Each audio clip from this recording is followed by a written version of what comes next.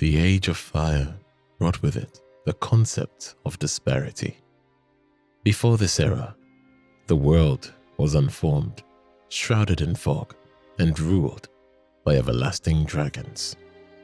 When the first flame ignited, it created distinctions: heat and cold, life and death, and light and dark. Powerful souls were claimed from the heat of the fire by those who would become gods. For a time, the world would flourish under this light. However, fire eventually fades. As the first flame began to flicker, the light of the world dimmed, and the shadows grew longer. This transition marked the beginning of the undead curse. Men who died did not stay dead. Instead, they were branded with the dark sign, returning as undead. With every death, they lost a piece of their humanity and their memories until nothing remained but a mindless, hollow shell. Amongst many kingdoms affected by the undead curse was the kingdom of Berenike. It was a nation of massive warriors known for their incredible physical stature. The Berenike knights did not rely on magic or speed. They relied on heavy iron and brute strength. Their armor was so thick that a normal soldier could not even lift a single gauntlet. Yet the Berenike knights wore full suits of it into battle. As the curse spread through their ranks, Berenike society collapsed. Yet their knights did not initially give in to despair. They clung to an old prophecy from the land of Astora. This saying told of an undead who would leave the asylum and travel to the land of ancient lords. By ringing the bell of awakening, the fate of the undead would finally be revealed. Driven by this hope, the Knights of Berenike organized a massive pilgrimage to Lordran. They sought the heart of this curse, believing their strength could force a solution from the gods themselves. Among these legendary knights, one stood above the rest: Black Iron Tarkus. While his kin wore heavy plates, Tarkus wore a unique set of armor forged from dense black iron. It was significantly heavier and more durable than standard Berenike gear. He carried a great sword that functioned more like a slab of sharpened metal than a traditional blade, and a great shield capable of stopping the overhead strike of a giant. When the knights reached Lordran, they fought their path blocked by Sen's fortress. This ancient castle served as a gatehouse to Anorlondo, the city of the gods. It was a fortress designed specifically to kill heroes. Every hallway contained pressure plates that fired arrows, swinging blades coated in filth, and narrow walkways where boulders would crush anyone in their path. Berenike's knights pounced on those defenses. The Knights of Balder, another powerful kingdom, joined them. Both nations were decimated within these walls. If you walk through the fortress today, you see the evidence of their failure. Hollowed Berenike knights wander the halls, having lost their purpose to the endless traps. Near the top of the fortress, a crestfallen merchant sits in the ruins and watches every hero that tries to cross the fortress. He lists the names of those who were broken by the task. Amongst these were the Night King Rendel, Big Hat Logan, and the Knights of Berenike. He believed that the fortress exists only to deepen a traveler's despair, as no one truly succeeds. The merchant was incorrect, as Black Iron Tarkus did not fail. Where the others were killed by traps or imprisoned in cages, Tarkus pushed through all these adversities. He climbed the highest tower and reached the roof of the fortress. Knowing that others would follow in his footsteps, Tarkus left a mark of his spirit, a summoning sign. In the fragmented timeline of Lordran, a warrior's will can manifest long after their body has failed. Tarkus placed his sign near the final gate, offering his immense strength to anyone who reached the summit. The final obstacle was the Iron Golem. This was a massive magical construct powered by a core made from the bone of an everlasting dragon. It has stood at the gate for ages, tossing heroes off the battlements, but Tarkus was built for this specific conflict. His heavy armor allowed him to trade blows with the Hall, and his greatsword was heavy enough to stagger the machine. In many timelines, Tarkus defeated the golem single-handedly, becoming the first of his people to earn entry into Anor Londo. Tarkus finally reached the City of the Gods, but he found a city that was not built for men of his stature. The main gates were sealed. The only way forward was to climb the exterior of the great cathedral. This required walking across narrow wooden rafters hundreds of feet above the ground. This was the one challenge Tarkus could not overcome with his strength. His black iron armor, his greatest asset in battle, became his greatest liability. The weight made his footing unstable. The rafters were guarded by painting guardians, small nimble assassins who used throwing knives and curved blades. Tarkus could not swing his sword without risking a fall. He could not dodge the Keeper's attacks on the fine beams. In the end, the physical weight of his equipment and the restrictive environment caused him to slip. He plummeted from the rafters to the marble floor below. When you explore the cathedral, you find his body tucked into a quiet corner. He died inches away from the great painting of Ariamis. He was a hero who conquered a fortress of death which very few were able to conquer, only to be defeated by a narrow ledge. Tarkus's death was a tragedy. Because he cleared the fortress and left his mark, you were able to reach the city. When you pick up his armor from his remains, you are inheriting the weight of a legend who helped countless undead in their journey. We succeeded where he fell, ensuring that the strength of the Berenike Knights was not spent in vain. The transition from the Age of Ancients to the Age of Fire was marked by the rise of 4 specific knights who served Lord Gwyn. Each represented a different facet of the god's power. Hawkeye Gough was the leader of the Great Archers, legendary for his ability to strike down dragons from distances that defied logic. Despite his eventual blindness, his skill remained unmatched. Alongside him was Dragonslayer Ornstein, who led the knights in direct combat. He wielded a cross spear infused with lightning, a weapon designed specifically to pierce the stone scales of the ancient dragons. The third was the Lord's Blade, Carim. Unlike the others, she did not fight on the front lines against dragons. She was an assassin, operating in the shadows to eliminate the enemies of the gods. She used dual blades, the Gold Tracer and Silver Tracer, to deliver swift, lethal strikes. Yet it was the fourth knight, Artorias the Abyss Walker, who would face the most significant threat to Gwyn's order: the spreading darkness of humanity. Gwyn's greatest fear was not the dragons, but the inevitability of the dark. He knew that as the first flame faded, the Age of Fire would end, and the Age of Man would begin. To prevent this, Gwyn took elaborate measures to suppress humanity and their dark souls. He gifted the pygmies and the early humans the Ringed City, located at the very edge of the world. On the surface, this appeared to be an act of divine generosity. He sent his youngest daughter, Philinor, to sleep within the city as a symbol of his protection.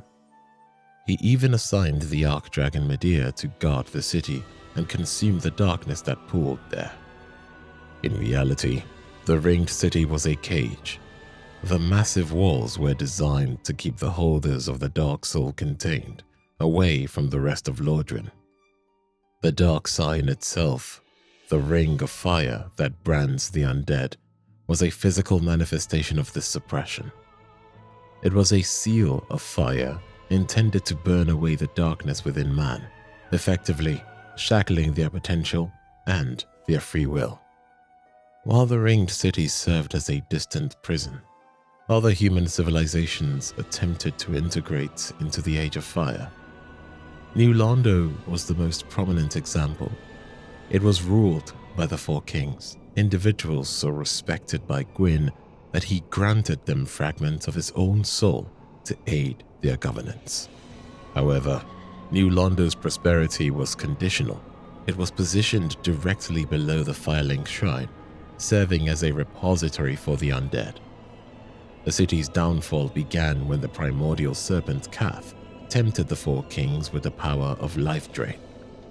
This led to the birth of the Dark Wraiths, warriors who hunted others to steal their humanity. The threat of the Abyss in New Londo grew so severe that the gods saw no alternative but to sacrifice the entire city. 3 sealers were tasked with flooding New Londo, drowning thousands of innocent citizens to ensure the Abyss and Dark Wraiths remained trapped beneath the water. A similar catastrophe struck Ulasil, a land known for its sophisticated light sorceries. The people of Ulasil were manipulated by the same serpent Cath into disturbing the grave of a primeval man named Manus. When his resting place was desecrated, Manus's humanity went wild, manifesting as a physical corrupting force known as the Abyss. The Abyss transformed the citizens of Ulasil into horrific mutated creatures. It was a localized apocalypse that threatened to consume everything. When word reached the gods, Artorias was dispatched to halt the spread. He was the most logical choice, as he had already established a covenant with the creature of the Abyss, allowing him to traverse the dark. Hence, Artorias entered Ulasil with his companion, the great grey wolf Seath. However, the raw power of Manus was unlike anything the knight had faced. In the heart of the Abyss, Artorias was overwhelmed. His left arm was shattered, rendering him unable to use his signature great shield. In a final act of selflessness, Artorias used the last of his strength to create a protective barrier around the young Seath using his shield. He gave up his only means of defense to ensure his companion survived. Without his shield and consumed by the darkness he sought to destroy, Artorias lost his sanity. He became a mindless warrior, wandering the ruins of Ulasil, killing anything that crossed his path. The history books and the tales of Artorias state that he defeated Manus and rescued Princess Dusk. This is a fabrication. It was a traveler from a future age. The player who traveled back in time defeated the corrupted Artorias to grant him a merciful death and then descended into the chasm of the Abyss to slay Manus. The gods and those close to Artorias, such as Kirin and the cat Alvina, maintained the lie. They allowed the world to believe Artorias was the victor to preserve the morale of the people and the dignity of a fallen hero. This legend eventually inspired the Abyss Watchers, a legion of warriors who dedicated their lives to fighting the dark, unknowingly following the footsteps of a man who had actually fled. Years later, in the Darkroots garden of what was Ulasil, Seath remains the guardian of Artorias' grave. The wolf guards the grave to prevent anyone else from obtaining the covenant to walk the Abyss, hoping to spare them the same tragic fate that claimed his master. When you face Seath, He intentionally tries to stop you to prevent the same fate that his master suffered from. The death of Artorias reminds us that even the greatest heroes are vulnerable to the abyss. Yet for many in this world of men, the greatest threat was not a distant darkness, but the very institutions designed to protect them. This is the tragedy of the Way of White and the fate of Rhea of Thorolund. In the human realm, the Way of the White is the dominant religious force. It is a theocracy built upon the worship of Lord Gwyn and the preservation of the Age of Fire. The church is centered in Thorolund, a land of rigid hierarchy and ancient traditions. In such a society, stability is paramount. When the dark sign began to reappear, it presented a fundamental crisis for the clergy. The dark sign grants eternal life, a concept that should, in theory, be a divine gift. However, the church recognized that an immortal population would quickly collapse into madness and hollowing. To maintain control, the church did not label the dark sign as a blessing. Instead, they branded it as a curse. By defining the undead as unclean or sinful, the church ensured that those who bore the sign remained social outcasts, subservient to the will of the clergy.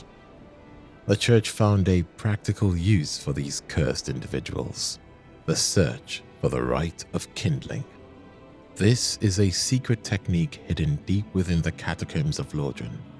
It allows an undead to feed more humanity into a bonfire, strengthening the flame and extending the Age of Fire.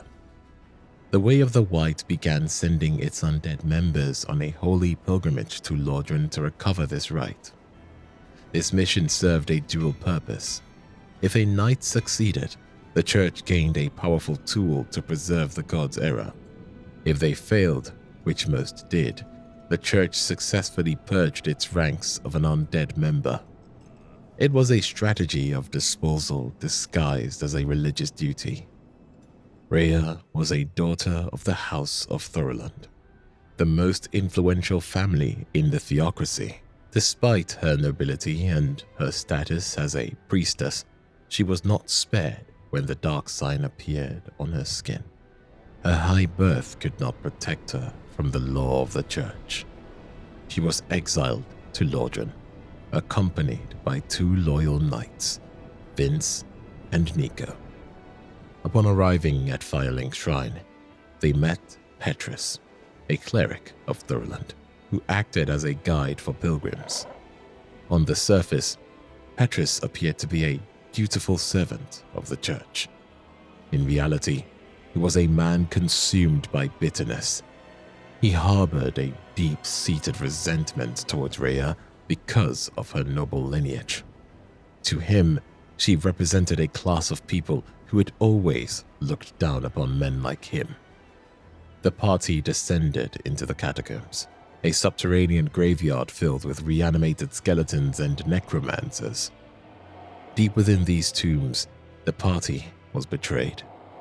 While the details vary, it is clear that Petrus abandoned the group in the Tomb of the Giants, a place of utter darkness and immense danger. Petrus returned to the Firelink Shrine alone, claiming he had been separated from his lady and feigning grief. He hoped she would perish in the dark, effectively ending her lineage and her holy mission. Meanwhile, trapped in a pit, Rhea watched her protectors, becoming the very monsters they had sworn to protect. Vince and Nico succumbed to the pressure. They lost their purpose and became hollow, becoming the very monsters they had sworn to defend her against. Rhea was left alone in the dark, surrounded by the mindless husks of her friends, waiting for a death that would not come. If you find Rhea in that pit, you encounter a woman who has lost everything: her home, her status, and her companions. After you defeat the hollowed forms of Vince and Nico, Rhea relocates to the undead parish. She spends her remaining time praying at the altar, offering to teach miracles to any traveler who will listen. However, Rhea's safety is an illusion. Her story has two possible endings, both defined by the cruelty of others. If Petrus is left alive, he eventually travels to the parish and murders her. He does this not out of duty, but out of spite, keeping her ivory talisman as a trophy of his victory over the Highborn. If you kill Petrus and save her from this malice, Rhea faces a different predator.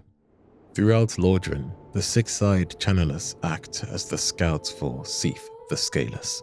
Seath, a mad dragon residing in the Duke's archives, kidnaps maidens for his horrific biological experiments.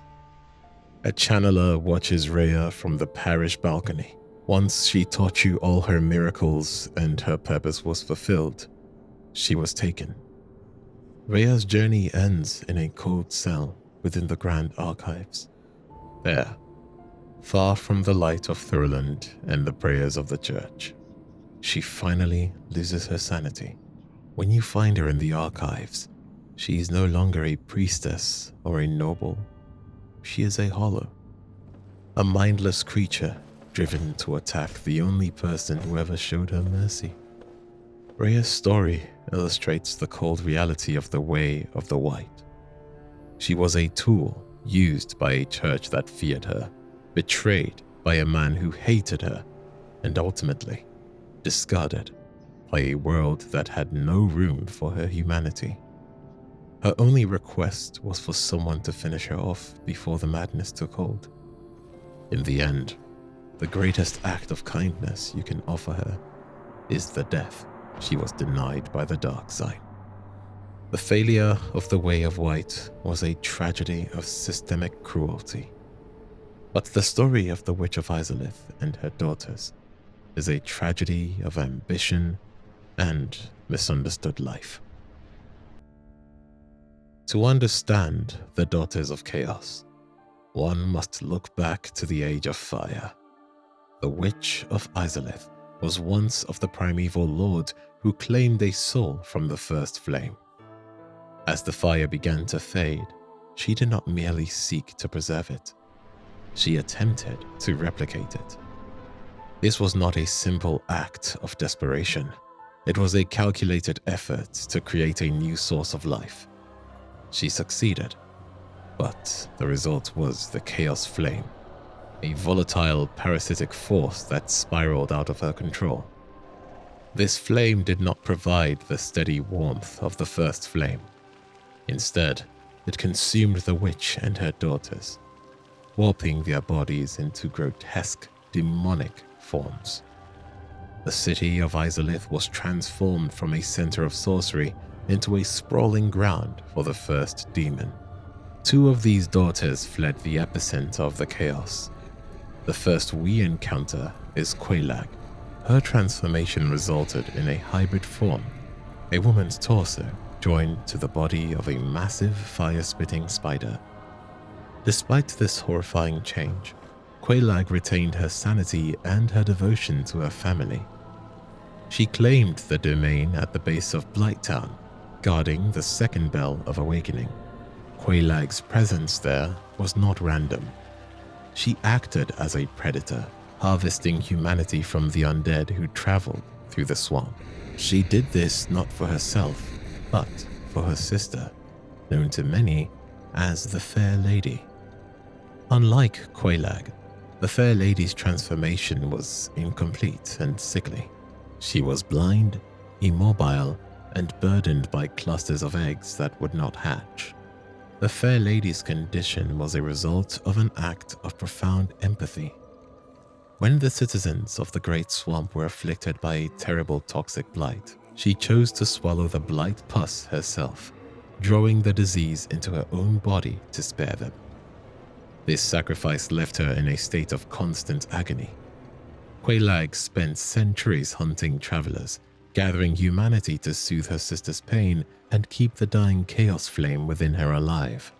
When the player defeats Quelaag, they are killing the only person providing care to a dying saint. While her sisters were trapped in the depths, the eldest daughter, Quelana, managed to escape the chaos entirely. She fled the ruins of Izalith and wandered the world, eventually settling in the poisonous swamps of Lordran. It is through Quelana that humanity learned the art of pyromancy. Quelana lived for 1,000 years in a state of intense survivor's guilt. She viewed her family as monsters who needed to be put out of their misery. She asks the travelers to descend into the heart of Izalith to kill her mother and sisters, believing that death is the only remaining mercy. However, Quelana's perspective was colored by her own fear and her desertion. She viewed chaos as a failure, yet the ruins of Izalith show signs of a functioning, albeit alien civilization. The demons had their own architecture, their own priests, and even their own language. Chaos was not the end of life. It was the beginning of a different, more resilient kind of existence. The gods, led by Gwyn, viewed the rise of the Chaos Flame as a threat to their hegemony.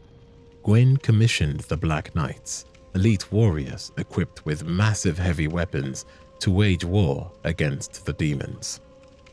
These knights were charred black by the heat of the conflict, and many lost their lives in the effort to contain the spread of Izalith's flame.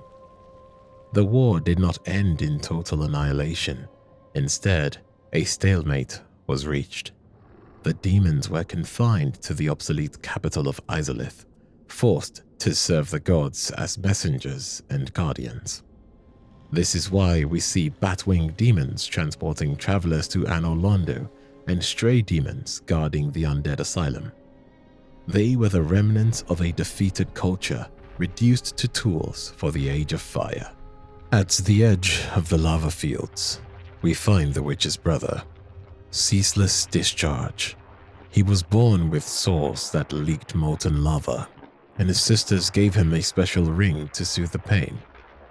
He lost the ring long ago, and now he stands as a silent, suffering sentinel. He guards what he believes to be the corpse of his sister Quelana. In reality, it is likely a decoy she left behind to fake her own death when she fled the war. His entire existence is defined by grief and physical agony, waiting by a grave for a sister who abandoned him. When the traveler finally reaches the bed of chaos, they find the Witch of Izalith herself. She's no longer a person, but a seedbed of life, a tangled mass of roots and fire. Flanking her are two of her daughters who act as seals to protect her core. By destroying them, the traveler kills the last of the vestiges of the original chaos. Quelana's request is fulfilled, and Izalith's fire is extinguished. But the tragedy does not end with their deaths. Without the mother, the chaos within the fair lady becomes unstable. If the player possesses the old witch's ring, they can hear the fair lady's final words. She is blind and confused, mistaking the player for her sister, Quelag. She asks why her sister is crying and expresses her happiness, oblivious to the fact that her caretaker is dead and her home has been destroyed. Aeons later, in the ruins of the world, reveals a final piece of the story. The corpses of two sisters are found curled up together. It is the fair lady and Quelana. In the end, after the world had forgotten Izalith's name, the eldest sister finally found the courage to return. She chose to die alongside the family she had spent a millennium trying to forget. The flame of chaos was born of ambition, but it was sustained by a love that outlasted the gods themselves. Havel the Rock did not possess a lord soul. He was not born of divine blood, nor was he granted power by the first flame. His legend was built entirely upon a will as unyielding as the stone he wore. While the origins of his life remain obscure, his ascent to the side of the gods was a result of relentless physical and mental discipline. From the moment he could grasp a weapon, Havel pushed his body to its absolute limits, fostering a level of endurance that surpassed human standards.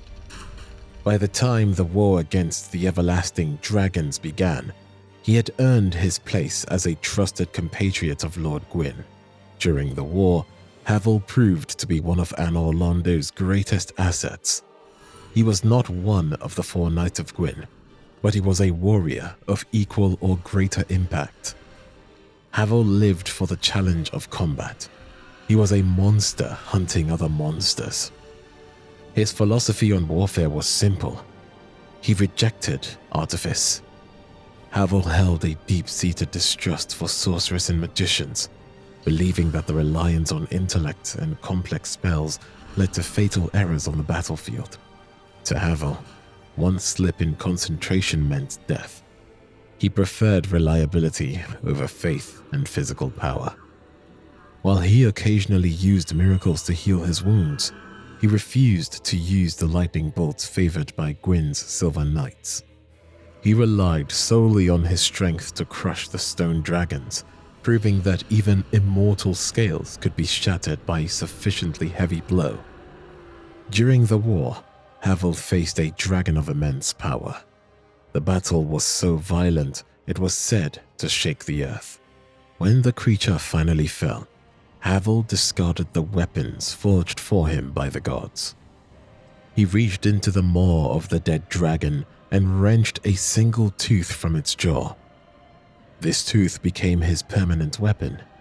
It was an unbreakable object that only a man of Havel's strength could even lift. Havel's equipment reflected his obsession with the earth's elements. He crafted a full suit of armor from jagged stone, resembling a spinal column.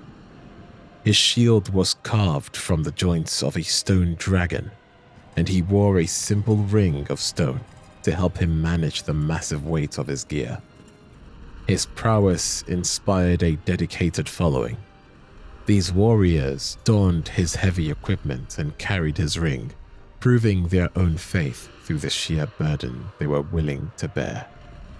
When the war ended, Havel transitioned from a soldier to a leader of the church. He became bishop at Way of White. In this role, he served the interests of Gwyn's theocracy. However, the peace was marred by the presence of Seath the Scaleless. Gwyn had granted Seath a dukedom as a reward for betraying his own kind. Havel found this arrangement intolerable. He could not reconcile his service to the gods with the elevation of a treacherous servant. As Seath withdrew to the Grand Archives to study magic, Havel's suspicion turned into a cold obsession. He realized that the power of sorcery was becoming too great to ignore. To protect his warriors, Havel developed the Magic Barrier and Great Magic Barrier miracles. He used his faith to create a shield against the very art he despised, ensuring he would be ready to face Seath if the need arose. Havel eventually transitioned into a role within the church, becoming a bishop of the Way of White. During his time as a bishop, Havel fell in love with a young maiden of the church. The relationship was a strictly guarded secret, as a bishop could not be seen in such a union. As a sign of his commitment, he gave her his bishop's ring. She wore the ring constantly, even during her religious pilgrimages. The secrecy led to a disaster. Seath the Scaleless required unmarried women with no romantic history for his biological experiments. Because no one knew of the maiden's relationship with Havel, Seath's channelers identified her as a pure subject for abduction. She was taken from a pilgrimage and imprisoned in the archives. Havel discovered she was missing when she failed to appear at a secret meeting. By the time he learned the truth, she had already been subjected to Seath's depraved research. She likely died or went hollow in a cage, surrounded by the mutated remains of other victims. This event destroyed Havel's remaining loyalty to the gods. He realized that Gwyn's order had allowed a monster to prey upon its own people. Havel began to view the gods as tyrants who used humanity as mere fuel for a fading age. He decided that the divine order had to be overthrown. In the slums of the Undead Burg, he organized a group of conspirators. The Earl of Carim, a man whose experiments rivaled Seath's in cruelty but yielded results Havel could use. Then, a high-born warrior, a woman of great skill who recognized the corruption within the church. And finally, Donal of Zena, a treasure hunter whose knowledge of the world's hidden paths was essential to the plan. The goal was to infiltrate the domain of Gravelord Nito and steal the right of kindling. Havel believed that by seizing the power to fuel the bonfires, he could break the gods' hold over humanity. He even prepared an occult club, a weapon designed specifically to kill the kin of the gods, and hid it within Anor Londo as a backup measure. The rebels trained in secret with the Great Hollow, far beneath the eyes of the gods. However, they were betrayed. Donal of Zena, motivated by the promise of rare artifacts, revealed the plot to Seath and the gods. As Havel and his men climbed the great arc tree toward Nito's realm, they were met by an army. Gwyn's archers confronted Havel and his army in the arc tree. Most rebels died in the fall or were hunted in the aftermath. The rebellion ended before it could reach the gates of the gods. Havel's ultimate fate is the subject of much debate. Some believe he was the warrior found locked in the watchtower of the Undead Burg. Some suggest that Havel survived the fall and fled to Ash Lake, seeking to become one with the dragons to escape the cycle of the gods. Regardless of his end, Havel remains the most significant symbol of resistance in Lordran's history. He was a man who rose from nothing to challenge the heavens, proving that a will made of stone is a force that even the gods should fear. Catarina is a land often described with fondness. It is a place of celebration, known for its heavy spirits and the jovial nature of its people. The knights of this realm adorned themselves with armor that is frequently mocked for its rounded onion shape. However, this design is practical. The curves are engineered to deflect the strikes of enemies, making the Knights of Catarina some of the most resilient warriors in the world.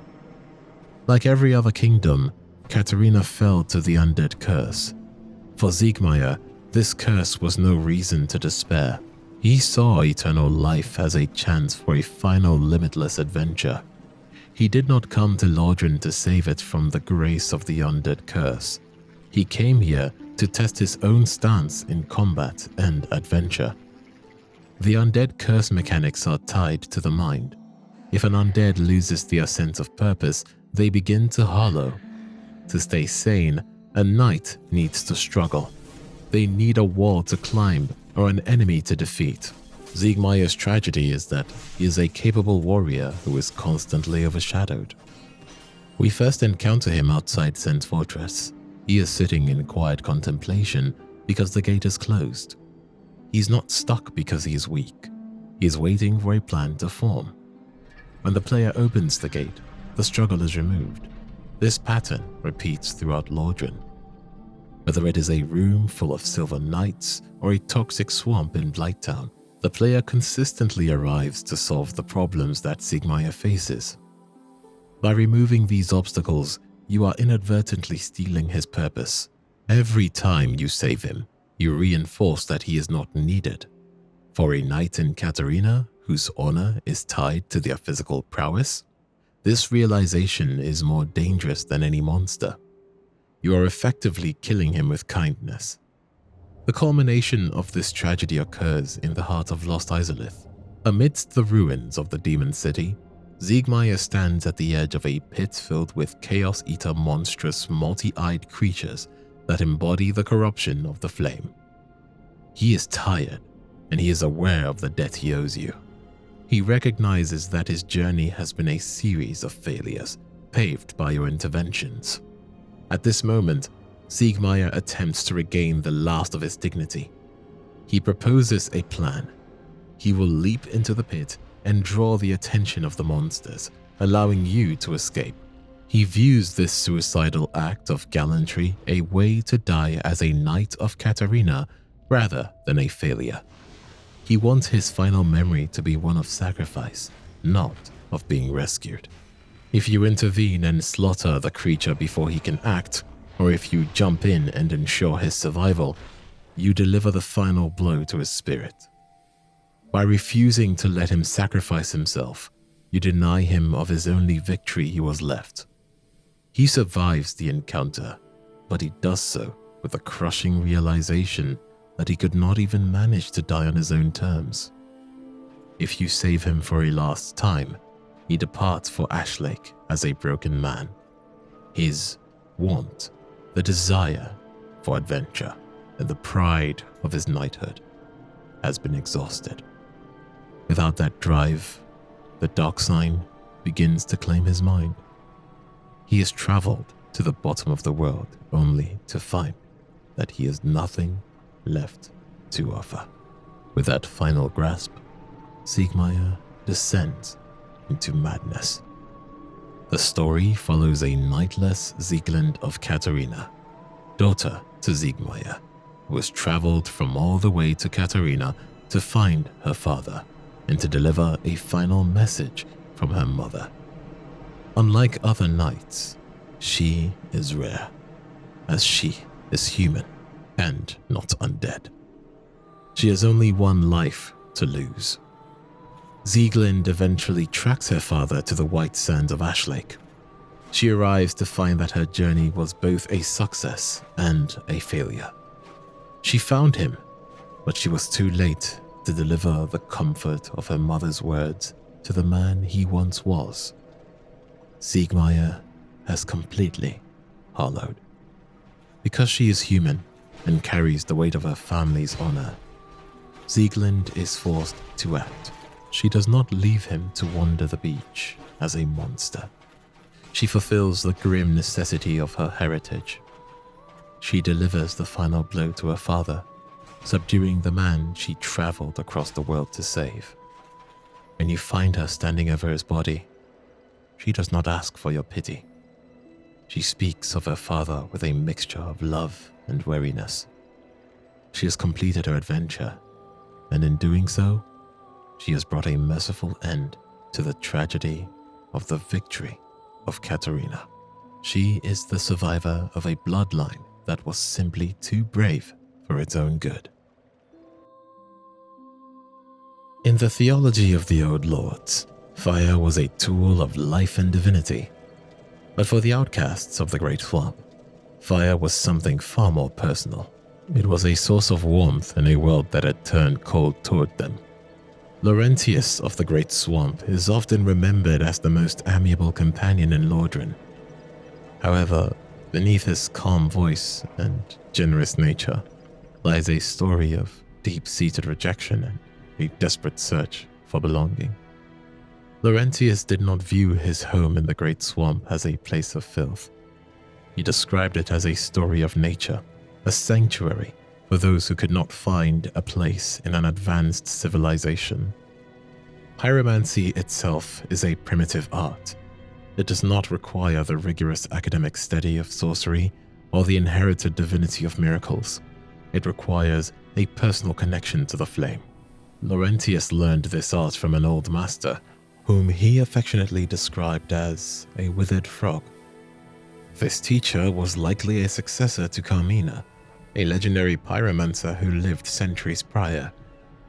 Carmina's spells, such as Flash Sweat and Iron Flesh, were unique because they focused on the internal application of fire. They were designed to protect the body rather than incinerate the enemy. Laurentius carried these techniques with him to Lordran, signaling his lineage as a student of the modern school of pyromancy. When the dark sign appeared on the flesh of Laurentius, he was not disguised or repulsed by it. Instead, he accepted it with open arms. He traveled to Lordran to find the source of his art, the Witch of Izalith. However, his journey ended in the most agonizing way. We find Laurentius trapped inside a barrel in the depths, waiting to be butchered and eaten by a cannibalistic chef. For a man who takes pride in his fire, being reduced to an ingredient for a meal is a profound humiliation. When the player rescues him, ideally by rolling into the barrels to avoid accidental injury, his gratitude is immediate and sincere. He does not offer a reward of gold or items. He offers himself. He pledges his friendship and promises to repay this debt at Firelink Shrine. At Firelink Shrine, Laurentius becomes a pillar of stability. He is one of the few individuals who greets the player with genuine warmth. His most famous parting words, "Don't you dare go hollow." Laurentius has spent his life being rejected by society, but in the player, he has found a peer who values his craft and his company. When Laurentius teaches you pyromancy, he performs a ritual that is central to his culture. He shares a piece of his own flame with you. In the lore of the Great Swamp, a pyromancy flame is an extension of the wielder's body. By giving you a portion of his fire, he is creating an eternal bond. He is quite literally giving you a part of himself to carry into the darkness. But with every flicker of light is its casting shadow. And this heart of tragedy lies when the player discovers Quelana of Izalith. Quelana is the mother of pyromancies, a being of such immense power that she is simply invisible to the ordinary player. When we return to the Firelink Shrine after we are granted access to some advanced chaos pyromancies, Laurentius is awestruck. He sees the culmination of everything he has ever dreamed of with a level of mastery that was quite invisible to the real-life world. If you decide to tell him where you found these spells, then his insecurity takes over. He realizes that while he has been sitting safely by the bonfire, you have surpassed him.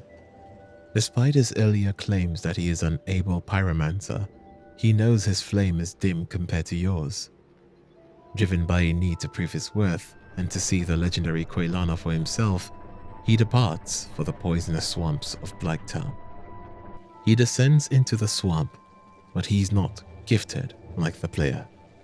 He lacks the inherent strength of soul required to see Quelana. He likely wandered the toxic muck for days, searching for a master who stood right in front of him, yet remained invisible to his eyes. When you find him at the bottom of the swamp, he has gone hollow. He attacks with his hand axe and his simple fireballs, the same basic tools he used to help you at the start of your journey. His pyromancy flame is still in his hand, but it is weak. At the end, he died because he was an average man chasing a divine dream. There is a bittersweet reality to Laurentius' death. While he failed to find Quelana, he succeeded in his true goal. He wanted to be a part of something bigger. By sharing his flame with you, he ensured that he would never truly disappear. Every time you cast a spell with the flame he gave you, or every time you ascend that flame to its ultimate form, you are fulfilling the potential that Laurentius could not reach himself. He is a hero not because he conquered the world, but because he gave everything he had to the person who saved him. He survives in your hand, a warm reminder of a friend who simply wanted to stay sane in a world gone mad. While his kin were born with the stone scales of immortality, Seath was born a failure. He was pale, blind, and lacked the mineral armor that made the ancient dragons eternal. This physical vulnerability dictated every atrocity he would later commit. Seath's lower half was a writhing mess of serpents. These creatures are often viewed as imperfect dragons, hence these physical signs prove his status to be imperfect. This disparity birthed a deep envy, but more importantly, an obsession with self-preservation. When the lords challenged the dragons, Seath saw his opportunity. He provided Gwyn with the secret to piercing dragon scales, effectively selling out his entire race for the promise of safety and, of course, revenge. But besides envy, he had two main goals. A treasure he believed would grant him the immortality he lacked, and grafting the scales of his fallen brethren onto his own skin to achieve true eternity. The war's end brought a bitter revelation. Seath discovered that dragon scales are inseparable from the critter, but once a dragon dies, its scales become inert. Nothing more than useless mineral powder. His betrayal bought him a victory, but it did not buy him the immortality he craved. He remained a lone mortal dragon in a world ruled by gods. Gwyn rewarded this treason with the title of Duke and granted Seath the royal archives. And this began his period of cold, scholarly obsession. Seath created the channelers to be his eyes, using their sixfold vision to navigate a world he could not see. He eventually bound his life to the primordial crystal, achieving a form of immortality that allowed his wounds to close instantly. His research eventually descended into extreme horror. Seath attempted to resurrect the ancient dragon race through a series of horrific experiments involving human surrogacy. He sought a woman who could bear a dragon child. His early efforts were failures, resulting in the mutated weeping creatures that haunt the foundations of the archives. The search for a biological successor eventually led Seath into the deepest corridors of depravity. His early efforts to produce a dragon through human surrogacy resulted in the Picasas, distorted blue-skinned creatures that spent their lives weeping in the darkness of the prison vault. These were biological failures, unable to harmonize the dragon essence with the human frame. However, one experiment was special. A woman was abducted while she was already in the early stages of pregnancy. This unborn child acted as a genetic bridge. Because the fetus was still unformed, the dragon traits were woven into its foundation in a way that the adult subjects could not sustain. The result was crossbreed Priscilla. She was pale and white like her father, but she possessed clear vision and a soft human grace. But the gods did not see her as something special. In fact, they saw it as a lethal threat. Priscilla possessed the power of Life Hunt, a warped version of the dragon's ability to inflict a fatal curse. It was a power capable of erasing the immortality of the gods themselves.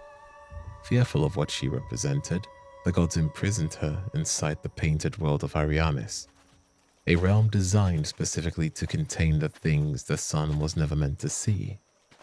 Seath viewed this outcome as an error. To ensure his next creation was a true dragon, he refined his criteria. He ordered his channelers to target only the pure maidens of the Way of White and the followers of Guinevere. He assumed that women bound by religious vows of chastity would provide a clean result for his work. This clinical approach to kidnapping eventually cost him his most powerful ally. Amongst the women taken was the secret lover of Havel the Rock. She was a priestess of the congregation, and no one knew of her relationship with the legendary knight. She died in a cell within the archives, still wearing the bishop's ring Havel had given her as a token of devotion.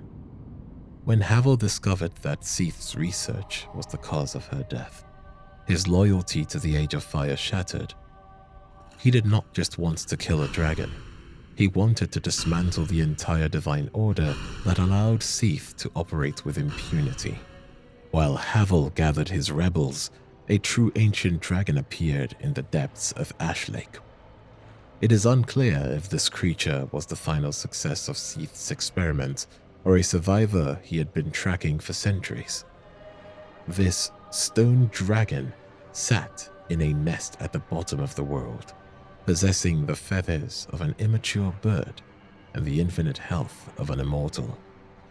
The occult rebels worshipped this creature, seeing it as a symbol of the world they hoped to restore. They believed that by aligning themselves with the old power of the dragons, they could finally strip the gods of their influence. The rebellion failed because of a man named Donal of Zena. He was a collector of artifacts who valued the price of a treasure more than the cause of a revolution. He sold the location of the rebels to Seath and the gods. The gods and their army ambushed these rebels and harvested these men. Amongst the men of Havel captured was Idus, who was forced to work with the crystal ember, forging beautiful and terrible weapons for the channelers and the crystal-crazed soldiers who guarded Seath's inner sanctum. Seath was the creator and founder of the most powerful sorceries, and he was the only dragon who allied with the gods. Yet he remained a slave to his insecurities even after the dragons fell and he discovered immortality, which gave way to all the profanities he committed. To look at Gough is to see a history of the war with the dragons. Unlike the other giants who wear simple rags or carry boulders, Gough is draped in the honors of Anor Londo. He wears a medallion of solid gold, a gift from Lord Gwyn himself, symbolizing a rank that few of his race ever achieved. His shoulder is protected by a pauldron carved from the bone of a dragon, a trophy from a time when the sky was filled with the stone-scaled predators. His weapon, the great bow of Gough, which is a weapon used to pluck out dragons from the sky like a human plucking out birds using a catapult.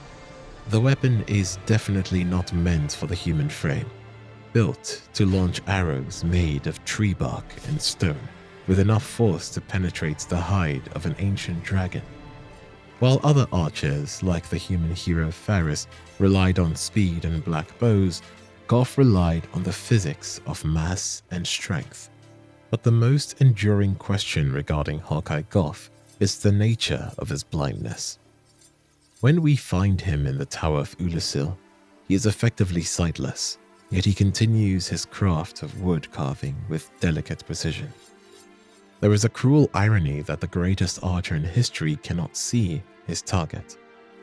The source of his blindness is probably due to his helmet, a decoration of his knightly honor. It has its eye holes stuffed with thick, opaque resin.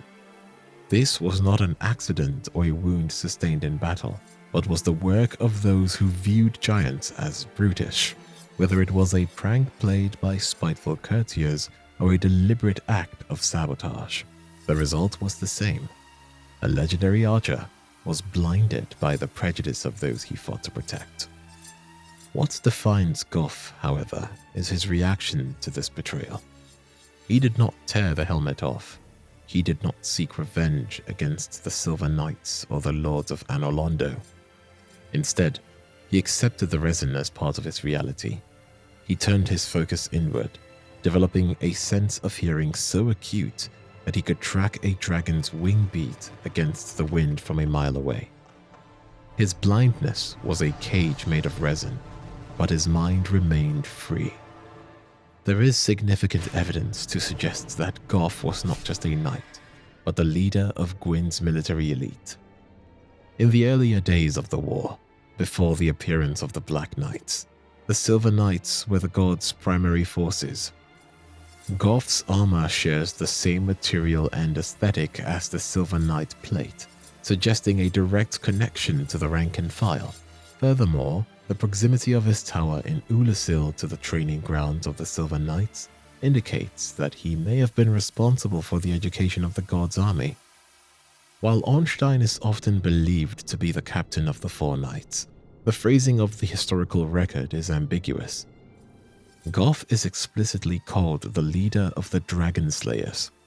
He was the wise commander who directed the movements of the archers and the frontline soldiers, a role that required a temperament the impulsive Artorias or the assassin Kieran did not possess.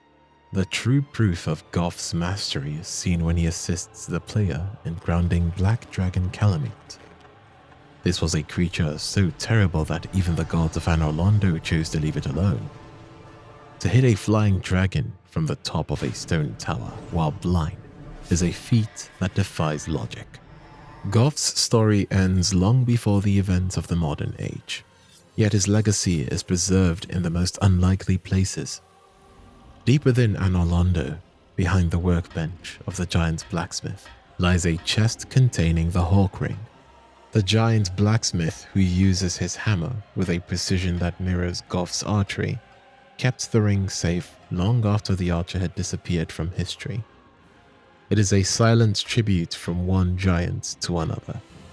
Gough may be gone, and the Age of Fire may be dying, but the strength of his will remains. The story of Lautrec of Carim begins in a cell, but his true prison is an obsession that predates the time of Lordran. He is a man draped in gold, yet he is not a king. His armor is a suit of brass and gilded plate, and is very shiny, often having the glitter of gold. Right from the get-go, the armor is unlike anything we see in the game. It is, in fact, blinding. But there is a deep irony to this armor, as it does not reflect his deep predatory nature. The armor is crafted to resemble the arms of a woman embracing him from behind. This is the image of Fina, a goddess known for her fickle love.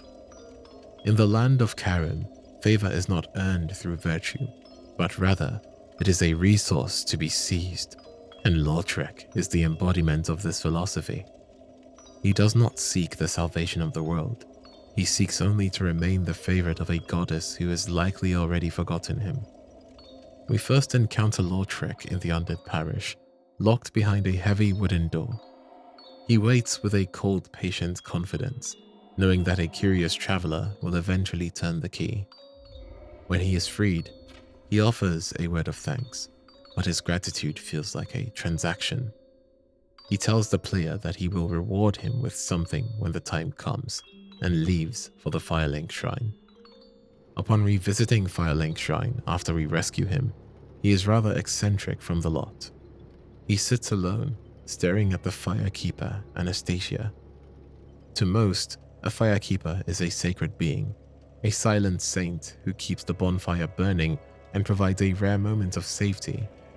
But to Lautrec, she is something else. She is a vessel for humanity. She is a concentration of the very thing an undead needs to survive. While you are busy fighting through the depths of the world, Lautrec is calculating the value of a single life. And then, after you visit Anor Londo and revisit the Firelink Shrine, suddenly you notice something. The bonfire is strangely doused and unlit. The grate is cold, and the small barred window where the Firekeeper once sat is empty. On the floor, you find her bloodied clothing and a black eye orb, which is a tool used to invade the worlds of those who have committed a great sin. Lautrec did not kill her out of malice. He killed her because he needed her soul. In Carim's harsh logic, a life is only worth what it can provide to the one who takes it. He harvested her humanity to bolster his own power, and perhaps to offer it as a gift to his goddess, who had long forgotten him. Chasing Lautrec takes you to Anor Londo, the city of the gods. Inside the Grand Hall of Anor Londo, the air is stagnant with the smell of blood and a light which is a lie. It is a perfect place for a man like Lautrec. When the black eye orb begins to pulse against your pal, it is not a warning and an invasion to invade the world of the predator. Lautrec does not wait for you in the shadows. He stands in the center of the cathedral, and on his side, he is accompanied by two others, a sorcerer and a warrior. Being a creature of witty nature, Lautrec fights with dual shotells, weapons designed with a curved blade specifically to bypass shields, as he does not want a fair fight and just wants a quick kill. He mocks you as you enter, viewing your attempt at revenge as a naive waste of time. To him, Your attempt to save the Firekeeps is the act of a sentimental fool. He has already taken what he wanted. To him, you are just an obstacle between him and his next meal. The fight is a mess of sorcery and heavy steel. Lautrec stays on the edges, waiting for his companions to create an opening. He is a predator of opportunity. He strikes only when your balance is gone, his showtails flashing like golden sickles. There is no gallantry here. He is a creature of Carim, a land where the gods are fickle and the only thing that remains is the desire to be the last one standing. When Lautrec finally falls, the golden illusion of his power shatters. He dies on the cold marble of a city that was never his. You recover the soul of Anastasia from his corpse. You carry the spark of life back to the dark cell at Fireling's shrine. If you choose to restore her, the fire is relit, but the atmosphere of the shrine has changed. Anastasia is back, but she is still a prisoner. She is a woman whose tongue was removed so she could never speak of her suffering. But after you restore her, strangely, she starts talking, as with the restoration her tongue has also been restored. The fire burns again, but the warmth is gone. Lautrec's legacy is the empty suit of brass, found on a balcony nearby. He spent his life trying to earn the favor of a goddess, and he ended up as a discarded shell in a city of ghosts. He was right about one thing. The world is cruel. But he was wrong about the value of a single life. The fire stays lit because of your choice and not his. In the study of the arcane, there is a fundamental distinction between instinct and intellect. While the pyromancer manipulates fire through raw emotion, and the cleric channels miracles through inherited faith, the sorcerer treats their discipline as a subject of logic.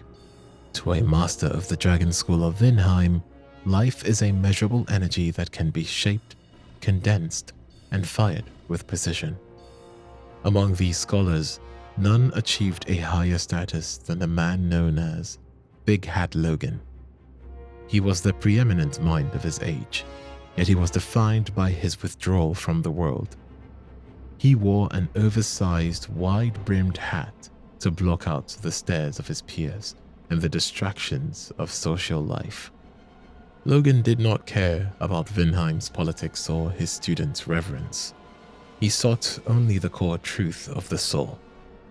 Logan's search for knowledge eventually led him to Lordran, where he was twice hindered by physical barriers. We first find him locked within the iron cages of Sen's fortress. For most, being trapped in a house of traps would be a source of terror. But for Logan, it was merely an inconvenience. He described his imprisonment as repressive, not because he feared death, but because the inactivity was melting his mind. He was a man whose internal life was so vast that a physical cell was only a minor interruption to his thoughts. Once freed, Logan relocates to Fireling's shrine, where he treats the player with a rare professional respect. He offers to share his sorceries as a debt of honor, yet he remains detached. He is a teacher by habit, but his eyes are already fixed on the horizon. He knows that the true reservoir of knowledge lies further ahead, in the city of the gods. Logan's presence in Lordran drew others to the curse. Griggs of Vinheim followed his master into the land of the ancient lords, not out of desire for enlightenment, but out of a desperate need for greatness. Griggs is a talented sorcerer in his own right, but he lacks Logan's singular focus. His identity is entirely reactionary. He seeks Logan to prove his own worth. When Logan eventually departs for the Grand Archives of Anor Londo, he does so without a word to his student. He leaves Griggs behind at the bonfire, knowing that the path ahead is not one that can be shared. Griggs eventually disappears into the darkness of the fortress, searching for a man who had long since forgotten his name. It is a quiet tragedy of hero worship. The student who followed the master into a grave he didn't understand. The destination for any scholar of the soul is the Regal Archives, the library built for Seath the Scaleless. Seath was a dragon born without the stone scales of immortality, and he spent aeons researching for how to cheat the mortality of his own flesh. He discovered that crystals could act as a stable housing for soul energy, effectively insulating a being from death. Logan entered the library and found exactly what he had sought his entire life. He discovered the link between the primordial crystal and the internal soul. He learned how to crystallize his magic, creating crystal soul spears that could penetrate through any defense. However, the volume of forbidden knowledge contained within those walls is too heavy for a human mind to carry. As Logan delved deeper into Seath's findings, his grip on reality began to slip. The same knowledge that unsettled the gods began to erode Logan's identity. When you encounter him late in the archives, he has lost his sense of time.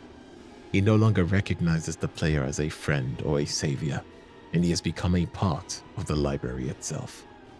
Logan's story is the definitive record of intellectual pride.